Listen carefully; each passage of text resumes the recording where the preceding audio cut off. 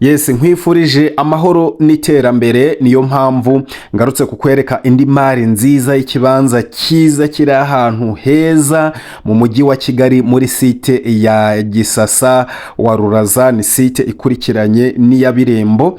Ni ikibanza kiri ahantu heza kuko no kuhagera biroroshye cyane, uvuye kuri kaburimbo ni iminota 5 ku maguru ukaba ukigezeho. Kiri muri metero 100 uvuye ku muhanda principal.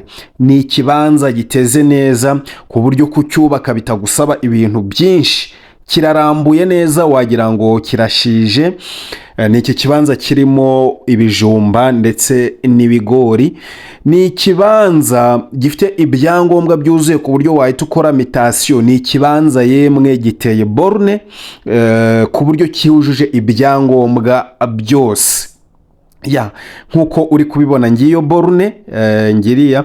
Hanyuma ni ikibanza kandi kiri ku mihanda ibiri. Hari uyu muhanda ukinyura munsi, icyo ntabwo ari ikibanza kiri munsi y'umuhanda, ahubwo umuhanda ukinyura munsi, kiri haruguru y'umuhanda.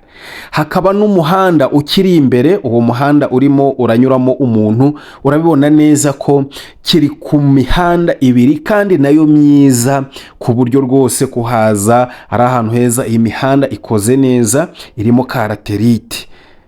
Ni ikibanza rero gishaka amafaranga makeya, gishaka miliyoni 22 zonyine ku muntu ariko wihuse, kubera ko utinze wasanga kitagihari cyangwa se cyaguzwe n'umucuruzi nawe akakizamura ashakamo inyungu.